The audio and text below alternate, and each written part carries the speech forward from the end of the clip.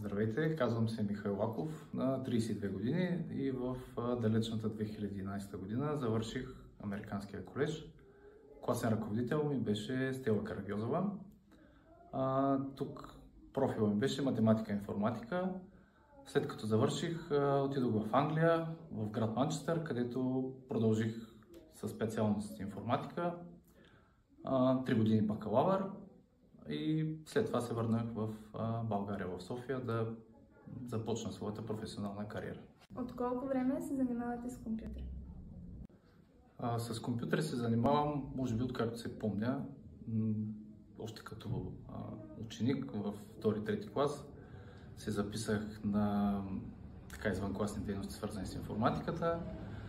После, както вече споменах, тук бях в Американския колеж профил математика и информатика и кариерата ми продължи в тази насока. Мога да кажа, че през по-голямата част от съзнателния ми живот е свързана под някаква степен с информатиката и компютрите. Защо избрахте да сте част от IT сферата? Както споменах, това винаги ми е представлявало интерес. Не съм го планирал, просто беше естествен процес. Следвах интересите си, така да кажа. Кой или какво ви вдъхнови? Нямам някаква конкретна личност, която мога да посоча, която да ме е вдъхновила. По-скоро желанието ми да създавам и да решавам проблеми. Кои бяха най-големите трудности, пред които се изправихте, докато работите? Бих казал, че най-големите трудности, с които съм се сблъскал в моята професионална кариера, това е взаимоотношението между хората и по-скоро правилната комуникация. Защото за разлика от компютрите, хората не винаги правят това, което им зададеш като задачка. И намирането на правилния път, на правилната комуникация, винаги представлява известна трудност. Бих казал, лично аз, излизайки от университета и така въоръжен с много знания, прочел много книги, написал много код като програмист, за мен беше много голям шок, че не най-трудното е това да работиш с компютрите, а да работиш с хората.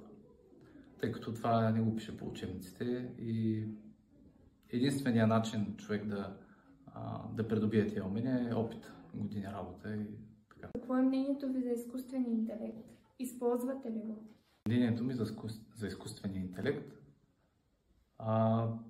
навлиза, може би, по-бързо, отколкото някой е очаквал. Не мисля, че някой може да даде точна прогноза в близко бъдеще какво ще стане, тъй като наистина се развива много бързо. Според мен ще допринесе много за развитието на всякакви сектори в IT сферата и извън IT сферата и ще трансформира изключително много професии. Използвам го ежедневно. Налага се, нямам избор.